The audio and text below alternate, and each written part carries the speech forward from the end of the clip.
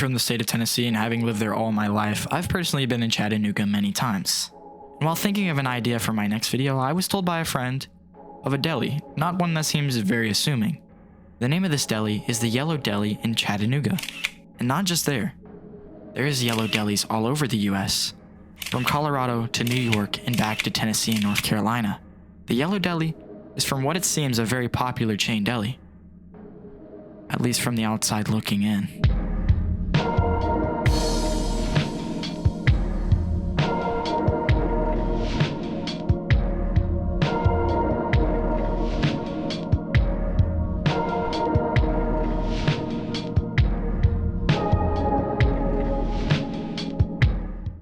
Before we start, I do want to preface that anything I say in this video is alleged and not proven in a court of law. Now that we've done that, let's go down the rabbit hole.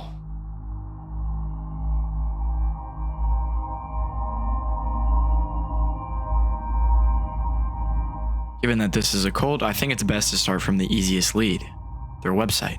If you go to their website, while very unassuming, there's definitely some weird hints there. And if you look around hard enough, you'll find stuff like a quote disciples login, as well as mentions of them loving everybody so much and how wholesome they are and we should be friends, that kind of thing. However, disregarding all of this, the main reason we came here is to see what they say about themselves in the early days in Chattanooga. It's a pretty long read, so I'll just give you the cliff notes. The Yellow Deli began in 1973 in Chattanooga, Tennessee as a warm and welcoming place where people could rest, reflect, and ask questions about life and faith without pressure. Founded by a group of passionate believers inspired by biblical teachings, especially the fruit of the Spirit from Galatians. The deli aimed to create a peaceful atmosphere rooted in love and community. The deli grew into a network across multiple states and countries, supported by a communal lifestyle modeled after first century church described in Acts. The members live, work, and share all things together, striving for unity, simplicity, and the restoration of original Christian values. Despite misunderstandings or criticism, they remain committed to a life of faith, hospitality, and meaningful connection, offering both a great sandwich and a deeper conversation for anyone who seeks it. Now hold up one second. Why do they say despite misunderstandings or criticism? Because from what I've seen so far, they seem like a very peaceful group of people. What criticism would be there in the first place?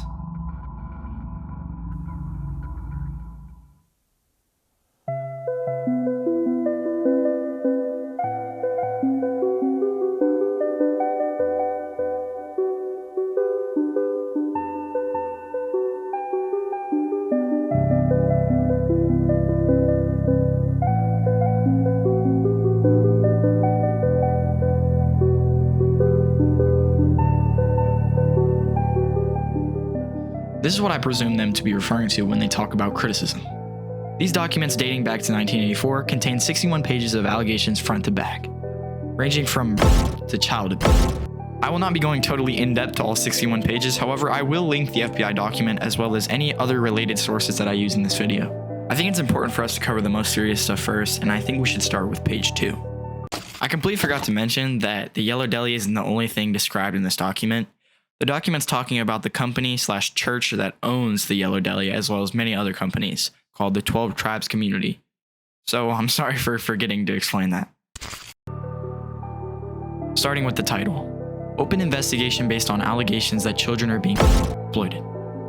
Skipping a few lines, it reads, male members of the community had been combative and threatened physical confrontation, so Deputy Blank had to call an emergency backup.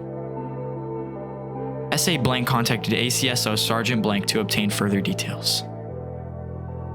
Going down a little bit, it reads, Blank is a member of the 12 Tribes community in Hiddenite, North Carolina, and has been an inducted member for Blank. Continuing, it reads, 12 Tribes has communes throughout the world, and the Hiddenite location is the training center.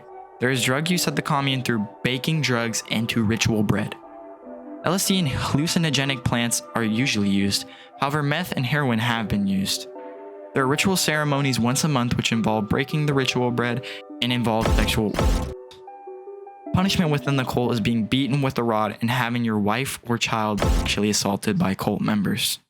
Skipping to page 7, it reads, Serial Killings Zero File. On July 13, 2010, a follow-up was conducted in response to a call-in complaint. The complainant, Blank, advised that she was raised in a cult called the 12 Tribes, also known as Blank, which has communities all over the country to include Island Pond, Vermont, Lancaster, New Hampshire, Boston, Massachusetts, Westminster, New York, Arcadia, Florida, Hanu, Missouri, Vista, California, Chattanooga, Tennessee, and Savannah, Georgia. Blank was a member in the cult from blank and lived for brief periods of time in blank. Blank began communicating regularly with one particular former member, informed that as a child, she was both sexually and physically abused by cult members, particularly from blank. However, blank had repressed these memories. Thank you guys so much for bearing with me while I had to suffer through the amount of redacted information. This next part has way less, but I am going to paraphrase it. Alright, let's be real on this. On blank, directly after meeting with cult leaders in blank, the person was in a car crash and was killed. The person who claims this says that it was not accidental, but rather orchestrated by cult members to prevent people from propagating claims against them. And also they advise that anyone who has spoken out against the cult in the past has had a similar untimely accidental death, and that they would be able to provide the names of these individuals if needed. Now, let's cover things that happened in real life, real arrests that were made, not just evidence on a paper or allegations from a paper, but real crimes that were committed.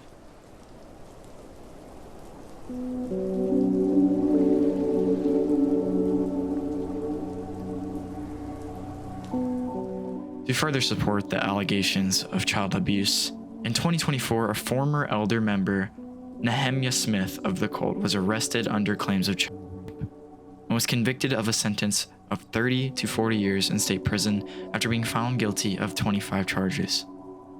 Specifically 11 counts of aggravated rape of a child, another count of rape, 9 counts of indecent assault and battery on a person over 14, and 4 counts of indecent assault and battery on a person under 14. This man only got 30 to 40 years after 25 charges of rape. These incidents are all said to occur under the 12 tribes' roof, which makes this even worse. They allowed this monster to be living with these children. Think about that.